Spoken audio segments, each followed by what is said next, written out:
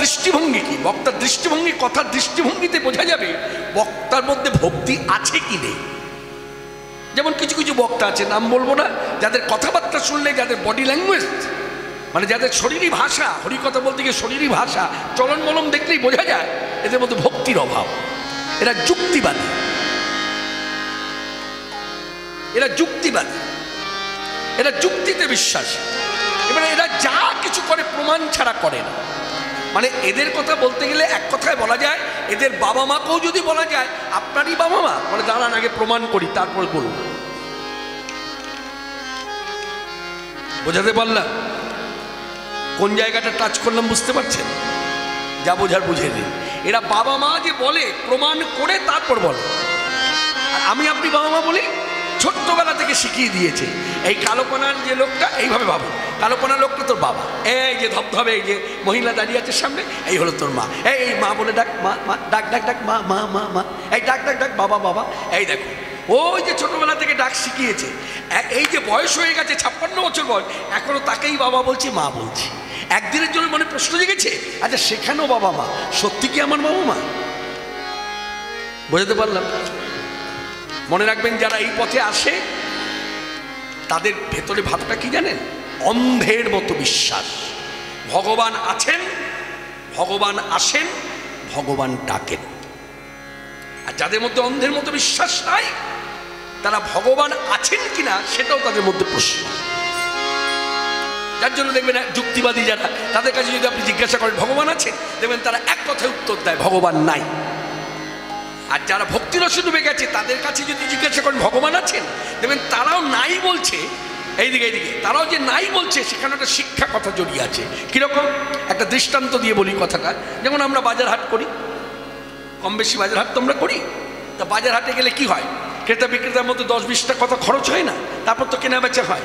ধরুন আমি গেলাম, গিয়ে জিজ্ঞাসা করলাম, ও দাদা আপনার দোকানে এটা আছে? দেখবেন দোকানদার কি বলছে, দোকানদার বলছে দাদা দিতে পারলাম না, আপনি যা চাইছেন আমি দিতে পারলাম না, কিন্তু আপনি বাজার ছেড়ে যাবেন না, বাজারে আমার মতন অনেকেই পশরা সাজিয়ে বসে আছে, আপনি খোঁজ করুন, হয়তো পেয়ে যেতে পারেন। বোঝানো গেল? বুঝতে পারলেন কি বললো?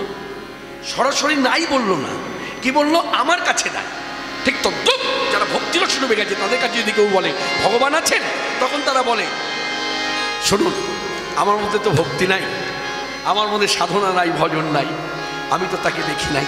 আপনি আমার পাশের জনকে জিজ্ঞাসা করুন, হয়তো দেখে থাকতে পারেন, সে যে সাধনা করে। অদ্যাপিও সেই লীলা করেন গোড়া রায়, কোন কোন ভাগ্যবান ভাগ্যবতী দেখিবারে পায়, দেখিবারে পায়। সেই প্রাণের প্রাণ গৌর সুন্দর সন্ন্যাসী নাম হল শ্রীকৃষ্ণ চৈতন্য। নীলাচলে শঙ্খ চক্র পদা পদ্মধার, এই নদীরায় দ্বন্দ্ব কমণ্ডল।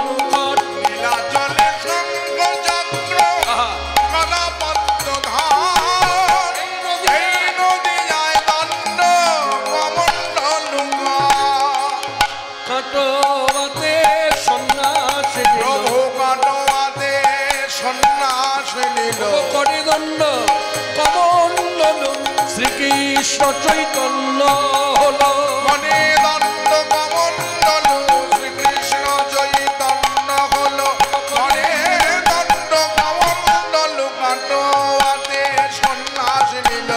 এই নদিয়ায় দণ্ড কমণ্ডল, এই নদিয়ায় দণ্ড কমণ্ডল। মাঘ মাসের 1 তারিখে আমার প্রাণের প্রাণ গৌরসুন্দর এই কাটোয়ায় এসে কাঞ্চননগরে গুরুকেশব ভারতীর আশ্রম থেকে তিনি সন্ন্যাস ধর্মে দীক্ষিত হল। আপনারা সকলেই জানেন, কারণ আপনাদের কাছেই কাটোয়া। এখানে একটু কথাটা বলি আপনাদের। আচ্ছা, কাটোয়ায় তো গিয়েছেন, কাটোয়া তো আপনাদের বাড়ির কাছে। গুরুকেশব ভারতীর কাছ থেকে দীক্ষা নিয়েছেন। আচ্ছা, আপনারা বলতে পারেন গুরুকেশব ভারতীর সমাধিস্থল কোথায়?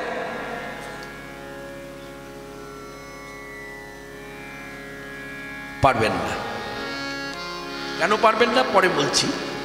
আপনাদের জানা নেই, তার এই কথা, এই উত্তরটা জানা নেই, এটা আসবে না, শুনলে অবাক হয়ে যাবেন। অর্থাৎ তার সমাধি কেউ দেখাতে পারবে না, সলিল সমাধি তাও হয়েছে কিনা কেউ বলতে পারবে না। আগুনে পোড়ানো হয়েছে কিনা তাও কেউ বলতে পারবে না। কেন না, যেদিন গুরু কেশব ভারতীর কাছ থেকে সন্ন্যাস ধর্ম গ্রহণ করে চৈতন্যদেব, গ্রহণ করবার পর যখন তিনি কুটির ছেড়ে চলে যাচ্ছে কৃষ্ণ কৃষ্ণ বলতে বলতে উন্মাদ হয়ে পাগল পাড়া কৃষ্ণকে পাওয়ার জন্য, ওই ভাবটা গুরুদেব অনুভব করলেন, আমারই তো সেবক, আমি যাকে মন্ত্র দিয়ে ত্যাগের মন্ত্রে দীক্ষিত করলাম, আমার সেবক কৃষ্ণ বলতে আত্মহারা, আর আমি গুরু, আমি কুটিরের মধ্যে বসে আছি। এই যে ভেতরে ভাবটা এলো, এই ভাব আসার পর গুরু কেশব ভারতী কাটোয়া ছেড়ে বেরিয়ে গেল। তারপর কোথায় যে হারিয়ে গেল তার আর হদিশ নাই, যার জন্য কোনো শাস্ত্র গ্রন্থে আজও পর্যন্ত কোথাও লিপিবদ্ধ করা গেল না যে গুরু কেশব ভারতী মাটিতে পোতা হয়েছে বা আগুনে পোড়ানো হয়েছে বা সলিল সমাধি দেওয়া হয়েছে। এই কারণে আপনাদের জানা নেই, আমারও জানা নেই। বোঝাতে পারলাম? প্রত্যেকটা কথা অন্তর দিয়ে অনুভব করুন। কীর্তন হলো শিক্ষণীয়, ভক্তিরাজ্যের অনেক শিক্ষামূলক কথা পাওয়া যায়। তো যাই হোক, গুরু কেশব ভারতীর কাছ থেকে নামকরণ হলো শ্রীকৃষ্ণ চৈতন্য। এই শ্রীকৃষ্ণ চৈতন্য নাম নিয়ে তিনি দণ্ড কমণ্ডলধারী শ্রীকৃষ্ণ চৈতন্য, আপনারা জানেন মাঘ মাসের 1 তারিখের ঘটনা। আর পৌষ মাসের শেষ তারিখে তিনি নবদ্বীপ ধাম ছাড়ল, মানে গৃহত্যাগ করল। এই জায়গাটা অনেকে ভুল করে ফেলে, বেশিরভাগ মানুষ জানে সংক্রান্তির দিনে ঘটনাটা ঘটেছে। না, সংক্রান্তির দিন মানে পৌষ মাসের শেষ তারিখে তথ্য ঘাটলে জানা যায় ভগবান চৈতন্যদেব সংক্রান্তির দিনে তিনি নবদ্বীপ ধাম ছেড়ে কাটোয়ায় এলেন। এসে সন্ন্যাস ধর্ম যখন গ্রহণ করছে তখন 4:30 থেকে 4:45, মানে ব্রাহ্ম মুহূর্ত। তার মানে কি পড়ে গেল? 4:30 5:45 মানে মাঘ মাসের 1 তারিখ হয়ে গেল না? বৃহস্পতিবার ছিল 1431 শকাব্দ, 1407 শকাব্দে আবির্ভাব। তার মানে একদম নবীন যুবক সন্ন্যাসী, বয়স মাত্র 24 বৎসর। আর এই 24 বৎসরে নবীন যুবক সন্ন্যাসী ঘরে যাকে রেখে এলেন, এইদিকে তিনি তার থেকে 10 বছরের ছোট। তার নাম হচ্ছে গৌরাঙ্গ ঘরণী দেবী মা বিষ্ণুপ্রিয়া। কি বললাম, কি নাম বললাম? দেবী মা বিষ্ণুপ্রিয়া। আপনারা আজও যদি ধাম নবদ্বীপে যান, নবদ্বীপে একটা বাড়ি আছে, যে বাড়িতে কীর্তনই হচ্ছে, যে বাড়ির কীর্তনই হচ্ছে জয় সচী নন্দন জয় গৌর হরি, জয় সচী নন্দন জয় গৌর হরি, জয় সচী নন্দন জয় গৌর হরি, জয় সচী নন্দন জয় গৌর হরি। বিষ্ণুপ্রিয়ার প্রাণনাথ নদিয়া বিহারী, বিষ্ণুপ্রিয়ার প্রাণনাথ নদিয়া বিহারী, বিষ্ণুপ্রিয়ার প্রাণ গৌর, বিষ্ণুপ্রিয়ার প্রাণ গৌর, প্রাণ গৌর বিষ্ণুপ্রিয়া, বিষ্ণুপ্রিয়ার প্রাণ গৌর, প্রাণ গৌর বিষ্ণুপ্রিয়ার প্রাণ গৌর। শুনলেন কথাটা নিয়ে অনুভব করুন, ভাবুন। আখরে বলা হলো বিষ্ণুপ্রিয়ার প্রাণ গৌর, তার মানে কথাটা মধ্যা কথা হলো বিষ্ণুপ্রিয়ার বুকের কানায় কানায় গৌর এত ভালোবাসে স্বামীকে। কখনো শুনেছেন স্বামীর বুকের কানায় কানায় স্ত্রী? গৌর সুন্দরের বুকের কানায় কানায় বিষ্ণুপ্রিয়া। তাই বৈষ্ণবীরা গায় বিষ্ণুপ্রিয়ার প্রাণ গৌর, প্রাণ গৌর বিষ্ণুপ্রিয়া, বিষ্ণুপ্রিয়ার প্রাণ গৌর, বিষ্ণুপ্রিয়ার প্রাণ গৌর, প্রাণ গৌর বিষ্ণুপ্রিয়া, বিষ্ণুপ্রিয়ার প্রাণ গৌর, প্রাণ গৌর বিষ্ণুপ্রিয়ার প্রাণ গৌর। হ্যাঁ, ওরে জানে যাকে ভালো লাগে ভালোবাসু তারা গো, যারে যাকে ভালো লাগে ভালোবাসু তারা গো। এদিকে এটা হলো নদিয়া নাগরীদের উক্তি। এই উক্তি নদিয়া নাগরীদের শুধু বলবো না, এই উক্তি আপনারও হওয়া উচিত, আমারও হওয়া উচিত। যেহেতু আমরা বাঙালি ভক্ত, আমাদের বাঙালিদের ঠাকুর, ঘরের ঠাকুর, কুলের ঠাকুর মানে বংশের ঠাকুর কে? আসতে কে? হ্যাঁ, বলতে পারবেন? একজনা বলুন, আমাদের বাঙালিদের কুলের ঠাকুর কে? আচ্ছা, এটা কোন জেলা? বীরভূম। বীরভূম, বীরভূমে যখন বসতি করে আছেন তাহলে নিশ্চয়ই জানা তো আছে, আসছে তো মাঘী পূর্ণিমা, নিত্যানন্দ ত্রয়োদশী। শ্রীমন নিতাই চাঁদের খোঁজ খবর রাখেন তো কম বেশি? কততম উৎসব হবে এবার? এই তো জন্মোৎসব পালন হবে, নিতাই চাঁদের আবির্ভাব উৎসব এই মাঘ মাসেই হবে। কততম? আসতে কততম? দেখেছেন? জেলার লোক, অথচ খোঁজ খবর রাখেন না।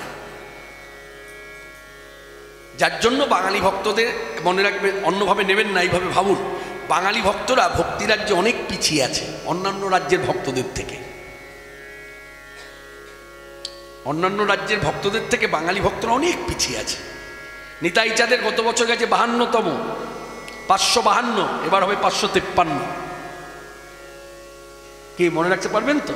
আনুমানিক 500 কত বললাম? হ্যাঁ 500।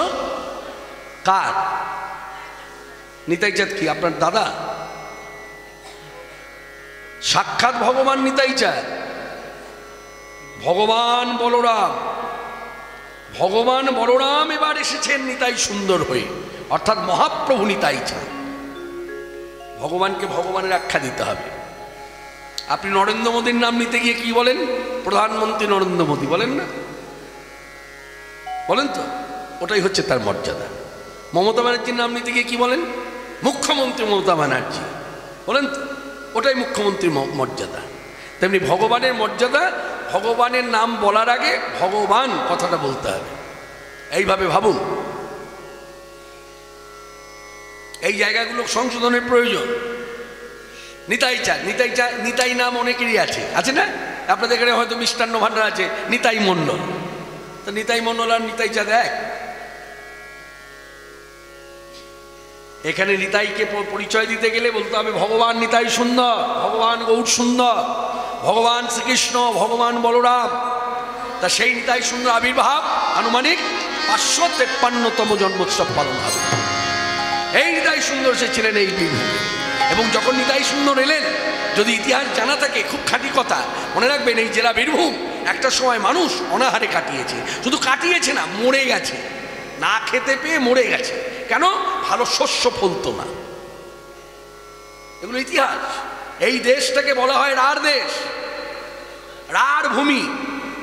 রাঢ় কথা মানে বন্ধা, এই ভূমিতে ফসল হয় না, আর ফসল না পড়লে কি হবে? মানুষ খাবে কি?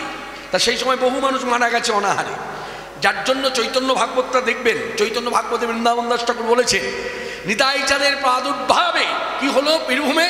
সেই হতে রাঢ় দেশ, মানে নিতাই চাঁদ যেদিন জন্মালেন, সেই হতে রাঢ় দেশ সর্বসুমঙ্গল, দুর্ভিক্ষ দারিদ্র দোষ খণ্ডিল সকল। সেই হইতে রাঢ় দেশ সর্বসুমঙ্গল, দুর্ভিক্ষ দারিদ্র দোষ খণ্ডিল সকল। আমার মন গড়া কথা নয়, এ তো বৃন্দাবন দাস ঠাকুর চৈতন্য ভাগবতে লিখে গেছে যে নিতাই চাঁদের আবির্ভাবে এই দেশের দুর্ভিক্ষ দারিদ্রের জ্বালা খণ্ডন হয়েছে। সেই নিতাই চাঁদের আবির্ভাবের দেশ, সেই দেশের মানুষ আপনারা। আপনারা ভাগ্যবান, ভাগ্যবতী, ভাগ্যহীনা, ভাগ্যহীন এ কথা কখনো ভাববেন না। আমরা বাংলায় যারা বসতি করে আছি বাঙালি ভক্তরা, আমরা ভাগ্যবতী, ভাগ্যবান। কেন না? আমাদের গৃহের ঠাকুর, কুলের ঠাকুর, বংশের ঠাকুর, ঘরের ঠাকুর নিতাই গৌর দুই ভাই। কিন্তু দুঃখের বিষয়, নিতাই গৌর দুই ভাইকে পেলাম, অথচ নিতাই গৌর দুই ভাইয়ের জন্য রাধাকৃষ্ণ যুগল ভজন পেয়ে নিতাই গৌরকেই ভুলে গেলাম। তো যাই হোক, সেই কথা পরে আসবো। আসল কথাটা বলি, এটা হচ্ছে নদিয়া নাগরিকদের উক্তি। এই উক্তি আমি মনে করি আমরা যারা বাঙালি ভক্ত আমাদের সকলের হওয়া উচিত। আজ থেকে কথাগুলো শিখে নিই। হ্যাঁ, এখানে বসে কিছুক্ষণ বলবেন। হ্যাঁ, যেমন আমি এইভাবে বলবো, অন্যভাবে নেবেন না।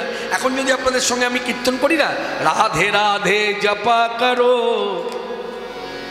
এখানে 10 জন যে আছেন, 10 জনের মধ্যে অন্তত 5 জন গাইবে। কারণ মনে রাখবেন, বাঙালিদের মধ্যে একটা ভাব আছে, বাংলা ভাষার থেকেও যদি ইংরাজিতে কথা বলতে পারে বুকটা ফুলে যায়,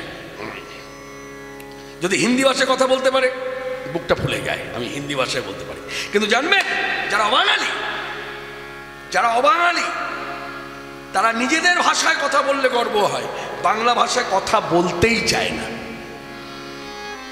বলতেই চায় না। আপনি কথা বলবেন, আপনার কথার উত্তরই দেবে না। যার জন্যই তো ভেলোরে যখন চিকিৎসা করতে যাচ্ছেন, নিজের যদি ইংরাজি ভাষা জানা না থাকে, আপনি ধার করা লোক নিয়ে যাচ্ছেন, সে আপনাকে সাহায্য করবে। আমি দৃষ্টান্ত দিয়ে কথা বলবো, বাস্তব। তা বাঙালি ভক্ত হয়ে বাংলা ভাষায় কথা যারা বলেন তারা গর্ব করবেন, কেন এই ভাষায় কথা বলতেন নিতাই গৌর দুই ভাই। নিতাই গৌর দুই ভাই অবাঙালি নয়, বাঙালি। বাংলার ঠাকুর, বাঙালির হিয়া, অমিয় মথিয়া নিমাই ধরেছে কারা। তাহলে আমরা কি বলতে শিখবো? শিখে নিন, বলুন। ওরে যারে যাকে ভালো লাগে ভালোবাসো তারা গো, যারে যাকে ভালো লাগে ভালোবাসো তারা গো, ওরে যারে যাকে ভালো লাগে, ওরে যারে যাকে ভালো লাগে ভালোবাসো তারা গো, যার যাকে ভালো লাগে ভালোবাসো তারা গো, ওরে যার যাকে ভালো লাগে ভালোবাসো তারা গো, যার যাকে ভালো লাগে ভালোবাসো তারা গো। এবার কি বলবো? মোর মনে ভালো লেগেছে সচির দুলাল গোড়া গো, মোর মনে ভালো লেগেছে সচিন দুলাল গোড়া গো, মোর মনে ভালো লেগেছে সচির দুলাল গোড়া গো, মোর মনে ভালো লেগেছে সচিন দুলাল গোড়া গো। এইদিকে এইদিকে একটু অনুশীলন করুন তো। চলে তো যাবো, কিছুক্ষণ পরেই চলে যাবো, খাওয়া দাওয়া করবো, টাকা পয়সা নিয়ে বেরিয়ে যাবো। একটু অভ্যাস করবো, কীর্তন হয়ে গেলেই ভুলে যাবেন। কথাগুলো বলুন, খুব সহজ কথা, হাতে তালি দিয়ে বলুন। ওরে যারে যাকে ভালো লাগে ভালোবাসুক তারা গো, যারে যাকে ভালো লাগে ভালোবাসো তারা গো, ওরে যারে যাকে ভালো লাগে ভালোবাসুক তারা গো, যার যাকে ভালো লাগে ভালোবাসো তারা গো, যারে যাকে ভালো লাগে ভালোবাসুক তারা গো, যার যাকে ভালো লাগে ভালোবাসো তারা গো। মোর মনে ভালো লেগেছে সচির দুলাল গোড়া গো, মোর মনে ভালো লেগেছে সচিন দুলাল গোড়া গো, বলুন। মোর মনে ভালো লেগেছে সচির দুলাল গোড়া গো, মোর মনে ভালো লেগেছে সচিন দুলাল গোড়া গো। মায়েরা বলছেন তো, একটু চিৎকার করে বলুন তো, আমি বলবো না, আমি শুধু ধরিয়ে দিই। মোর মনে, বলুন। মোর মনে, দূরে যারা বসে আছেন, মোর মনে, মোর মনে, মোর মনে, মোর মনে, মোর মনে ভালো লেগেছে সচির দুলাল গোড়া গো, মোর মনে ভালো লেগেছে সচিন দুলাল গোড়া গো, মোর মনে ভালো লেগেছে সচির দুলাল গো। তাই বলি জয় সচিন নন্দন, জয় গৌর হরি, জয় সচিন নন্দন, জয় গৌর হরি, বিষ্ণুপ্রিয়ার প্রাণনাথ নদিয়া বিহারী, বিষ্ণুপ্রিয়ার প্রাণনাথ নদিয়া বিহারী, বিষ্ণুপ্রিয়ার প্রাণনাথ নদিয়া বিহারী, বিষ্ণুপ্রিয়ার প্রাণনাথ নদিয়া বিহারী। নিতাই পাগল করায় আমার গৌর হরি। এই আমার দেশে নিতাই চাঁদ, এই নিতাই চাঁদকে পাগল করেছে, প্রেমে পাগল করেছে, নামে পাগল করেছেন আমার গৌর সুন্দর। তাই বলছে নিতাই পাগল করা আমার গৌর সুন্দর। সেই দেবী মা বিষ্ণুপ্রিয়া কত বড় স্বার্থত্যাগ ভাবুন, কথাটা খুবই বাস্তব। এইসব কথা আমরা চলতি কথাই বলে থাকি, এইসব কথা তো শাস্ত্রের কথা নয়। এইসব কথা আমরা চায়ের দোকানেও বলি, মাঠে চাষ করতে করতেও বলি, বাড়িতে কাজ করতে করতেও বলি, বলি না যে সব ছাড়বো। স্বামী আমায় খেতে পড়তে দিক চাই না দিক, স্বামী আমায় ভালোবাসুক চাই না বাসুক, সব ছেড়ে দেবো, স্বামী ছাড়বো না। আছে না প্রচলিত কথা? স্বামী ভালোবাসে না, হ্যাঁ, ভালো করে দুদণ্ড কথাও বলে না, ভালোবাসার লেশমাত্র নাই, তবু সেই ব্যক্তিই বলছে, সেই স্ত্রী, স্বামী ছাড়বো না। এটা ধারা, কেউ স্বামী ছাড়ে না। একমাত্র ব্যতিক্রম দেবী মা বিষ্ণুপ্রিয়া, ভারতবর্ষের নারী। কত বড় স্বার্থত্যাগ, আমার আপনার সকলের জন্য, সকলের মঙ্গলার্থে নিজের স্বামীকে তিনি জগজ্জীবের কাছে দান করে দিলেন। এই বিষ্ণুপ্রিয়া দেবীর শ্রীমুখের একটি কথা আছে, মনে রাখবেন, মাথায় রাখবেন। তিনি শ্রীমুখে বলছেন যে কলির ভজন হচ্ছে রোদন। রোদন মানে কান্না, কলির সাধন ভজন হচ্ছে রোদন। সত্যি তো, গৌর যখন সন্ন্যাসী হয়ে চলে গেল, হরে কৃষ্ণ, দেবী বিষ্ণুপ্রিয়া জেনে গেল, বুঝে গেল, সবার সঙ্গে সবার দেখা হবে, কিন্তু আমার সঙ্গে আমার স্বামীর আর দেখা হবে না। এখানে সুন্দর একটি কথা আমরা সুরলয় ছন্দের মধ্যে আস্বাদন করব। আপনারা জানেন, আপনারা চিত্রপটে যাকে দেখছেন, আমি এসে তথ্য জানার চেষ্টা করিনি, তবু আমার মন বলছে আমি শ্রদ্ধেয় দাদা বলেই সম্বোধন করব। যে দাদা আমাদের ছেড়ে চলে গেছেন, তিনি কারোর স্বামী, কারোর বাবা, কারোর যা হয় সমাজে থাকতে গেলে যে পরিচিতি আছে, তিনি চলে গেছেন। চলে গেছেন আমরা জানি, কিন্তু তিনি আছেন স্মরণে, মননে। তার স্মৃতি আমাদেরকে বাঁচিয়ে রেখেছে। যেমন তার স্ত্রী যে বেঁচে আছে, কোন আনন্দে বেঁচে আছে, স্বামীর স্মৃতি আগলে ধরে বেঁচে আছে। সন্তান বাবার স্মৃতি আগলে বেঁচে আছে, এটা ধারা। ঠিক তেমনি এই মা বিষ্ণুপ্রিয়াকে রেখে যখন মহাপ্রভু গৌর সুন্দর ঘর ছেড়ে চলে গেলেন, তারপর বিষ্ণুপ্রিয়ার উক্তি, এই কথাটা যেন আজকের সভাতে যোগ ঘটে। চোখের দেখা হবে না, শুধু দেখা হবে মনে মনে। চোখের দেখা যে যেভাবে নেবেন, এই উক্তি স্ত্রী, এই উক্তি ছেলে মেয়ে, নাতি নাতনি, জামাই, সবাই চোখের দেখা হবে না, শুধু দেখা হবে মনে মনে। তুমি নিশীথ স্বপনে রব আমি জাগরণে। চোখের দেখা হবে না, শুধু দেখা হবে মনে মনে। তুমি নিশীথ স্বপনে ও গো রব আমি জাগরণে। চোখের দেখা হবে না, সব কিছু লয়ে চলে গেছো তুমি, তব স্মৃতি লয়ে বেঁচে রব আমি। সব কিছু লয়ে চলে গেছো তুমি, তব স্মৃতি লয়ে বেঁচে রব আমি। তুমি নিশীথ সিদ্ধ স্বপনে রব আমি জাগরণে। চোখের দেখা হবে না, শুধু দেখা হবে মনে মনে। চোখের দেখা হবে না,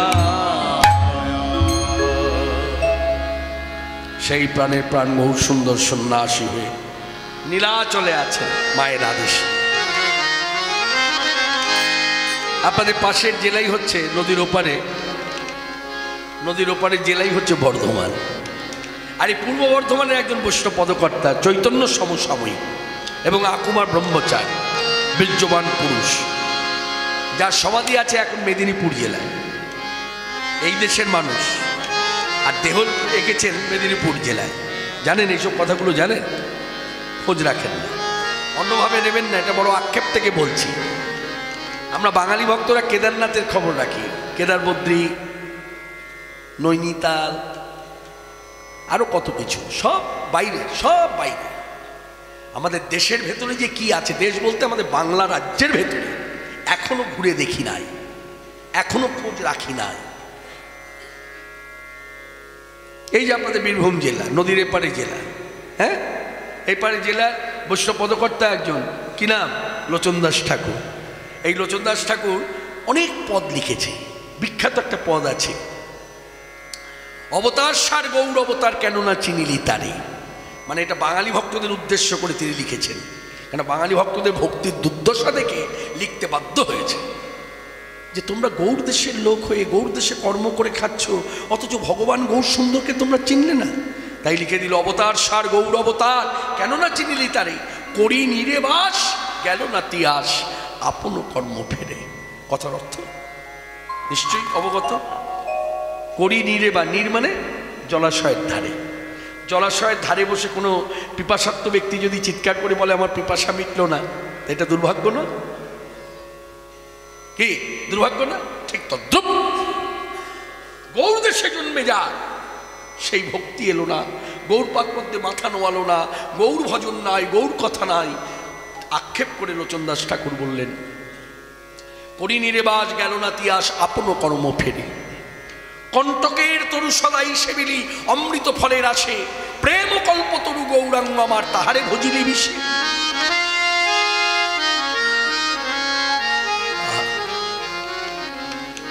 হার বলিয়া গলায় পড়িলি সমন কিঙ্কর সাপে, শীতল বলিয়া অনল পোহালি পাইলি বড় যোদ্ধা। সংসার ভজিলি গোড়ানা ভজিয়া না শুনিবি মোর কথা, ইহ পরকাল দুকুল খোয়ালি খাইলি লোচন মাথা। এই শেষ কথাটা বলি, এই যে লোচন মাথা কথাটা কেন বললো দেখবেন অনেক সময় আমরা রাগ বশত ছেলে মেয়েদের বলি না, অনেক দুষ্টুমি করলে বলি না, যখন অবাধ্য হয়ে যায়, মাথা খা মাথা খা মাথা খা, বাবা মায়ের মাথা খা, এত যখন বেড়েছিস বাবা মায়ের মাথা খা। ঠিক তদ্রুপ লোচনদাস ঠাকুর বললেন আমার মাথাটা খাও, খাইলি লোচন মাথা। এইসব কথাগুলো প্রচার খুব কম। তাই আজকের সভাতে যার স্মৃতিচারণ, ভুল বললাম? স্মৃতিচারণ তো আত্মার শান্তি কামনা বলা যাবে না, কারণ 1 বছর তো হয়ে গেছে, জন্ম তার হয়ে গেছে। এখন পাখি হয়ে জন্মেছে না পশু হয়ে জন্মেছে না মানুষ হয়ে জন্মেছে না কীট হয়ে জন্মেছে না জন্তু হয়ে জন্মেছে না পতঙ্গ হয়ে জন্মেছে, সেটা আপনারও জানা নেই আমারও জানা নেই। কিন্তু যেগুলোই জন্ম হোক না কেন, আমরা তার প্রিয়জনেরা একটাই কামনা বাসনা করেছি যে হে প্রভু, যেগুলোই জন্মাক না কেন তোমার প্রসঙ্গতে যেন মতি থাকে। এই কথাটা শিখলাম কার কাছ থেকে?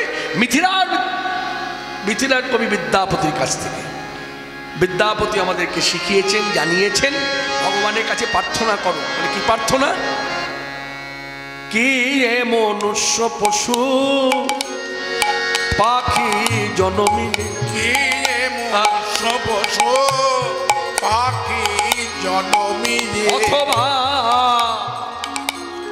কীট পতঙ্গ, অথবা কীট পতঙ্গ, কর্ম বিপাকে কথাগতি কর্ম বিপাকে তথাগতি পুনঃ পুনঃ, মতিরহু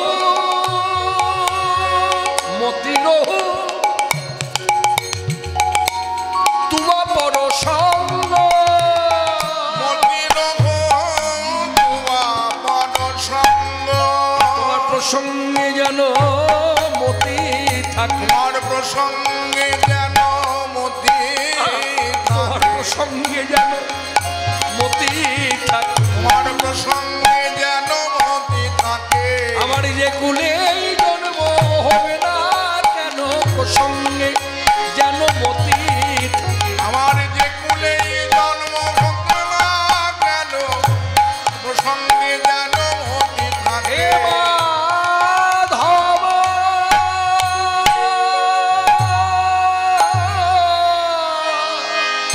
হে মাধব হে মাধব, হে মাধব বহুত বিনতি করিতে। তাই আজকের সভাতে যারা এসেছি, যার স্মৃতিচারণে তাকে শ্রদ্ধা জানিয়ে আজকের বিষয়বস্তু যে আলোচনা হবে কথাগুলো আমি ঘোষণা করব। কিন্তু এখন এই কথার মধ্য দিয়ে আমরা আস্বাদন করব সেই প্রাণের প্রাণ বহু সুন্দর। কে? ভগবান তো বটেই, তত্ত্ব বিচারে এই চৈতন্য সমস্যায় বৈষ্ণব পদকর্তা বাসুদেব ঘোষ তিনি আমাদেরকে একটা সুন্দর তত্ত্ব জানালেন। কি বললেন না? বাসুদেব ঘোষ কহে করি জোড়ো হাত, বাসুদেব ঘোষ গঙ্গে করি জোর হাত, যেই গৌর সেই কৃষ্ণ সেই জগন্নাথ, সেই গৌর সেই কৃষ্ণ সেই জগন্নাথ, ও জগন্নাথ আছেন সাগরের তীরে, জগন্নাথ আছেন সাগর তীরে, ও গো কৃষ্ণের লীলা যমুনার তটে, জগন্নাথ আছেন সাগরের তীরে, কৃষ্ণের লীলা যমুনার তটে, জগন্নাথ আছেন সাগর তীরে, গৌরাঙ্গ গেলেন গঙ্গা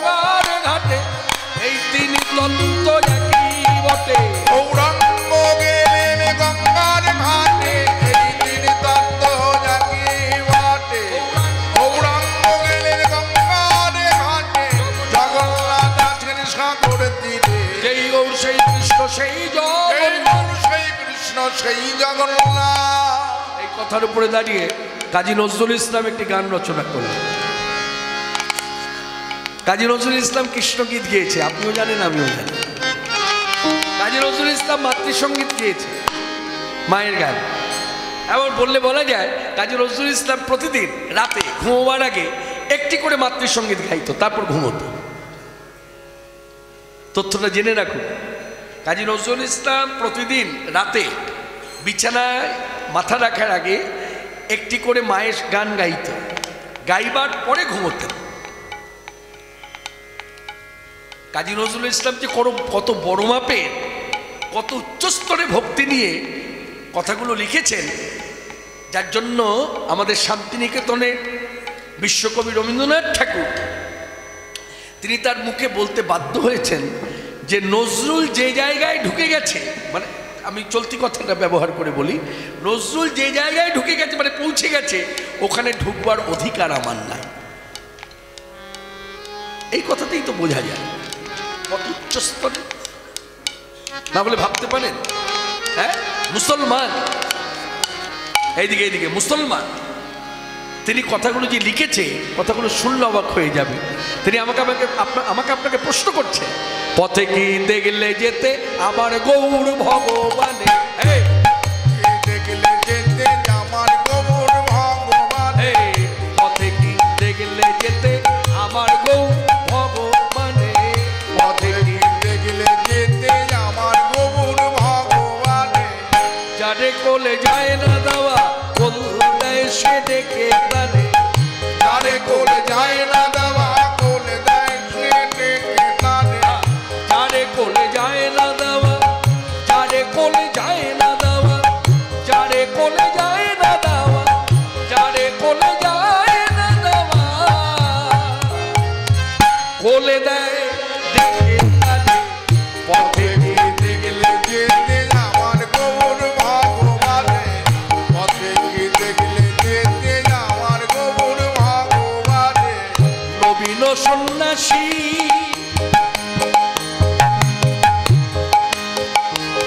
সে রূপে তার পাগল করে, নবীন সন্ন্যাসী রূপে তার পাগল করে, যারে কোলে যায় না দেওয়া কোলে সে ডেকে তারে, যারে কোলে যায় না দেওয়া কোলে দেয় সে ডেকে তারে, পথে কি দেখলে যেতে আমার গৌর ভগবানে, পথে কি দেখলে যেতে আমার গৌর ভগবানে, পথে কি দেখলে যেতে আমার গৌর ভগবানে, আখির ঝিনুকে তার অবিরল মুক্তা ঝরে, আখির ঝিনুকে তার অবিরল মুক্তা ঝরে, কেঁদে কেঁদে কৃষ্ণ প্রেম ভিক্ষা মাগে দানে দানে, কেঁদে কেঁদে কৃষ্ণ প্রেম ভিক্ষা মাগে দানে দানে, পথে কি দেখলে যেতে আমার গৌর ভগবানে, পথে কি দেখলে যেতে আমার গৌর ভগবানে, পথে কি দেখলে যেতে আমার গৌর ভগবানে, জগতে জগাই মাথাই মগ্ন যারা পাপের পাকে,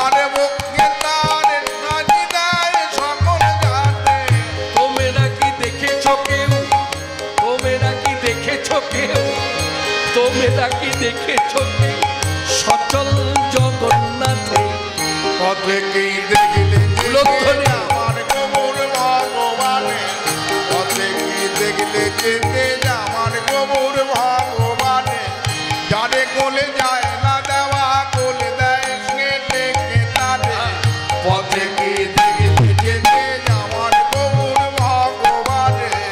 একেবারে বললে গনি যায়নি যে সে ভবপারে, একেবারে বললে হরি যায়নি সে ভবপারে।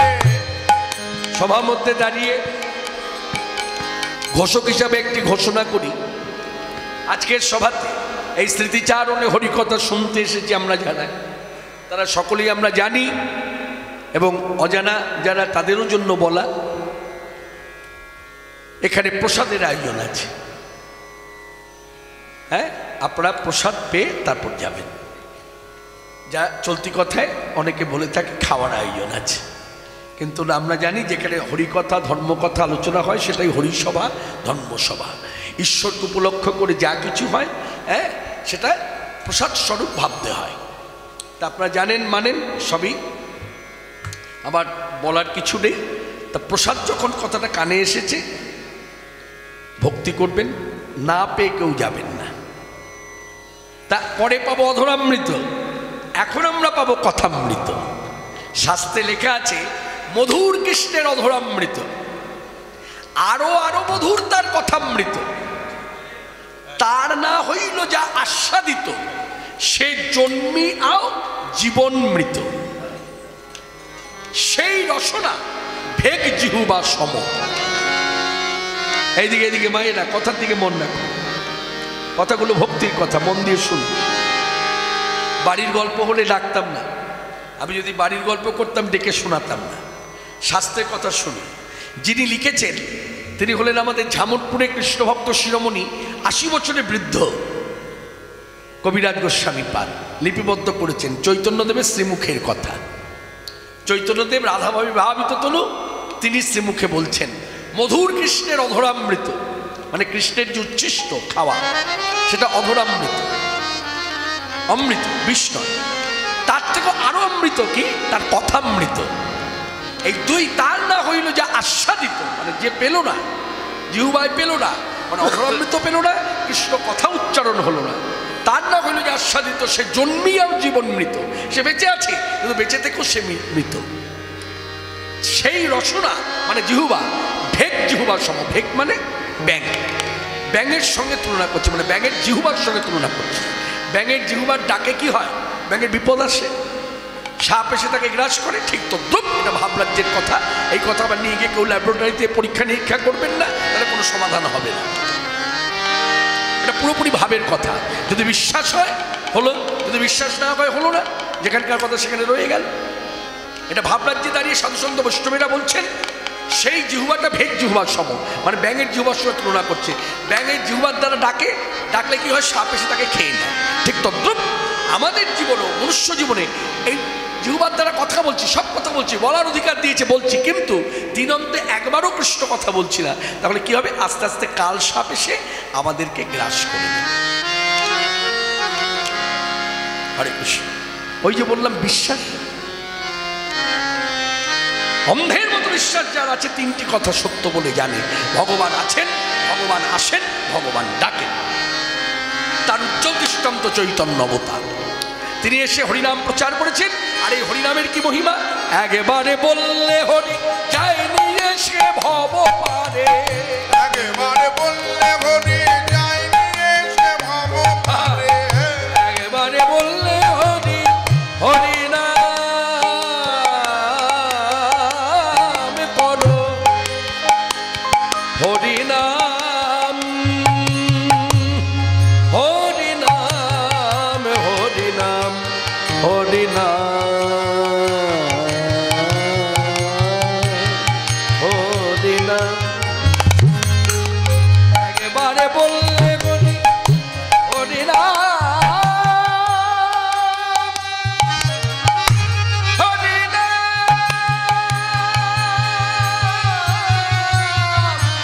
হরিনাম হরিনাম। একেবারে বললে বলি যাই দিয়ে সে ভব পারে,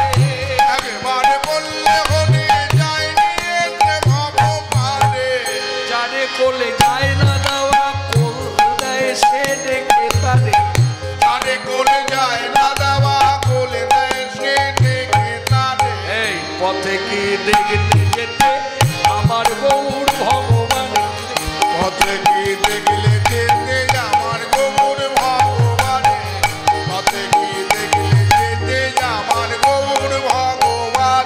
তোমরা বাসুদেব ঘোষ কহে করি জোড়ো হাত, যেই গৌর সেই কৃষ্ণ সেই জগন্নাথ। এই তত্ত্বের মর্যাদা দিয়ে আজকের সভাতে যারা এসেছেন প্রত্যেক ভক্তকে ভক্তির মর্যাদা দিয়ে বক্তা হিসেবে আমি সভা মধ্যে দাঁড়িয়ে সবার চরণ ধুলি মানে পায়ের ধুলা মানসে মাথায় নিলাম।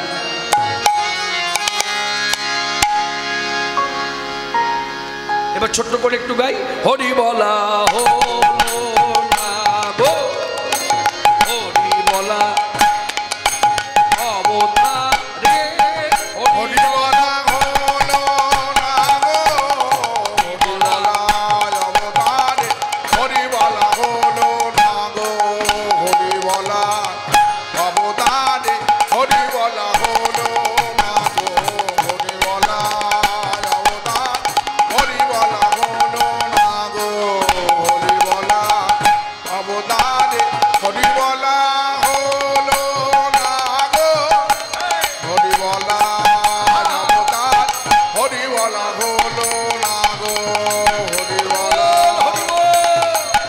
হরি বলা হলো না গো, হরি বলা অবতারে, হরি বলা হলো না গো, হরি বলা অবতারে।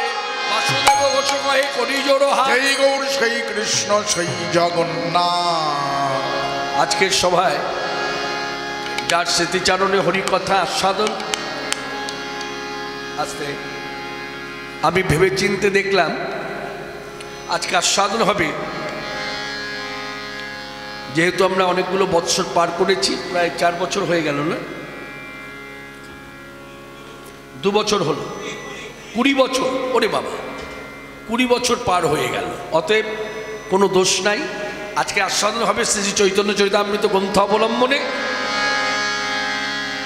গোপাল প্রকট। কি প্রকট?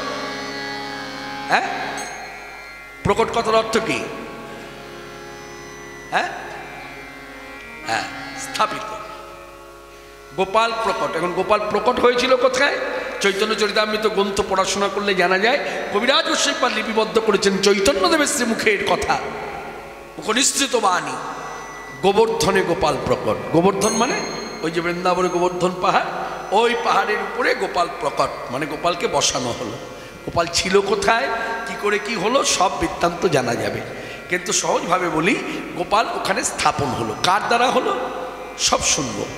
তাহলে আমাদের এখন যেতে হবে কোথায়? বৃন্দাবন। কি করে যাব?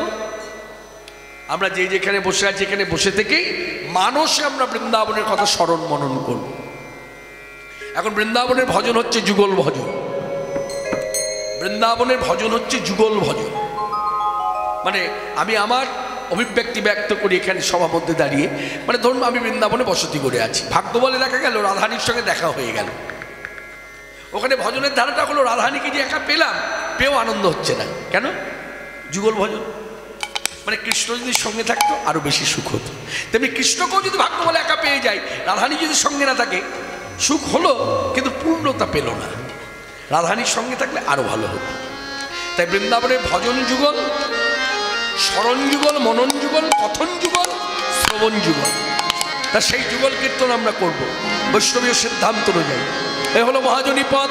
ভজমন, মনকে ভজতে বলছে, ভজমন রাধে গোবিন্দ গোপাল।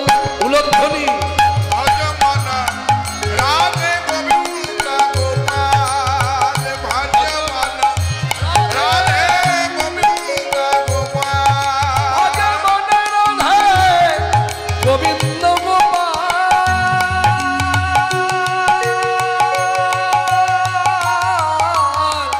ভজমন রাধে গোবিন্দ গোপাল, ভজমন রাধে গোবিন্দ গোপাল। গিরিবরধারী